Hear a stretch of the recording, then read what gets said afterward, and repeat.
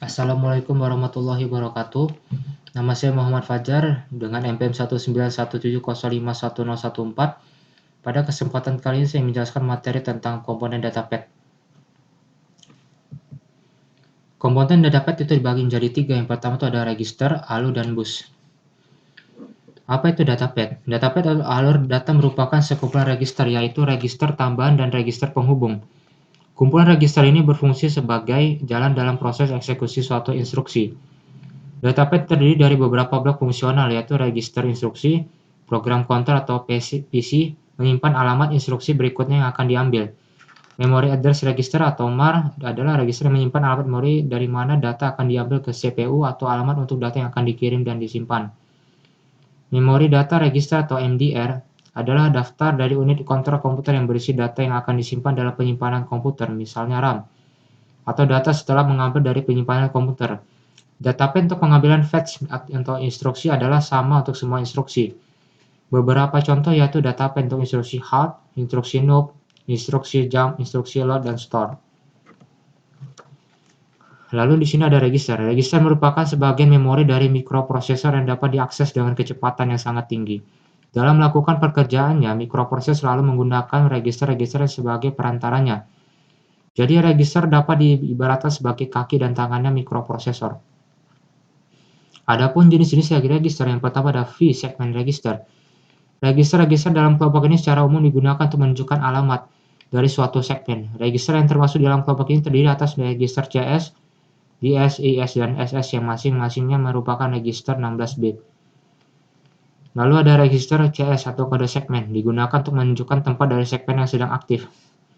Sedangkan register SS atau stack segmen menunjukkan letak dari segmen yang digunakan oleh stack. Kedua register ini sebaiknya tidak sembarang diubah karena akan menyebabkan kekacauan pada program Anda nantinya. Lalu ada register DS atau data segmen, biasanya digunakan untuk menunjukkan tempat segmen di mana data-data pada program disimpan. Umumnya isi dari register ini tidak perlu diubah kecuali pada program residen. Lalu yang terakhir ada register IS atau extra segment. Sesuai dengan namanya, adalah suatu register yang bonus yang tidak mempunyai suatu tugas khusus. Register IS ini biasanya digunakan untuk menunjukkan suatu alamat di memori, misalkan alamat memori video.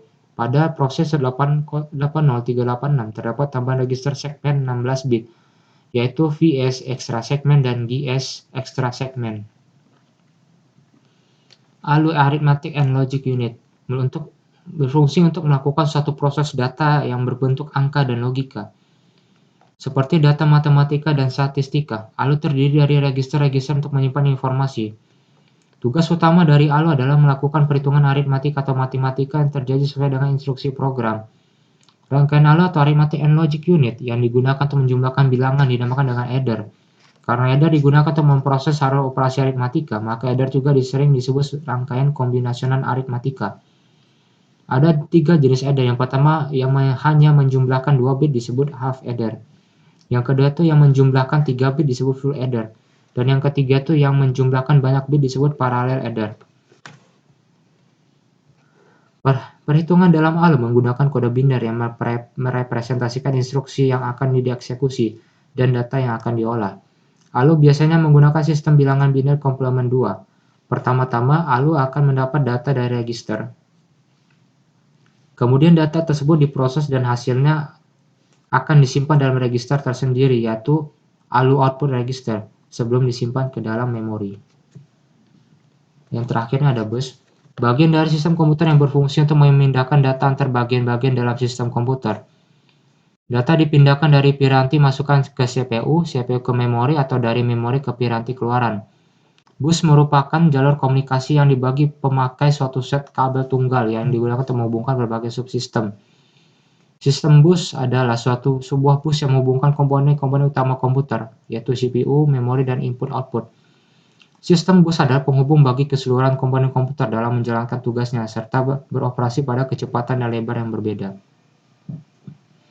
Yang pertamanya ada data bus, berfungsi untuk mentransfer data, membawa data dari dan ke perangkat atau peripheral, terdiri atas beberapa jalur penghantar, 8, 16, 32, bahkan 64 lebih jalur paralel. Data ditransmisikan dalam 2 arah, yaitu dari CPU atau mikroprosesor ke unit memori, atau modul input-output dan sebaliknya.